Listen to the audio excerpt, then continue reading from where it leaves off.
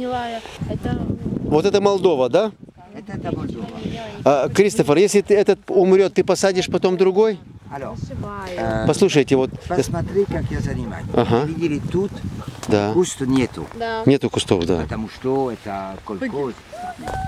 Но это территория 7 или 7,5 гектаров. Я организовал 18 тысячат отвод. Alors, Отвод это что? отвод это так. Это новые побеги какие-то, новый виноград, да? Посмотри. Ага, смотри, Тут Наталья. куст, Да. Угу. тут лоза. Тут лоза, да.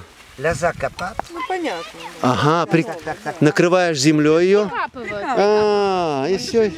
Нет, знаю, конечно, да. Розы делают. Это Нет, очень экономный систем. Ну да. Да. Это Ага. куст, это крепкий. Это мы всегда так делаем. Да, это да, да, крепкий. да. Это старый систем. Да, папа делал. И мой. пойдет. Мой Это папа не так нужно делал, импорт, новый куст. Вы понимаете? Да, да. Мой план это один куст, когда 80 сантиметров. Тут нужно еще один куст. Ага. Voilà. Alors, это дикий виноград. Потому что Проволока есть. когда... Нет, это дикий.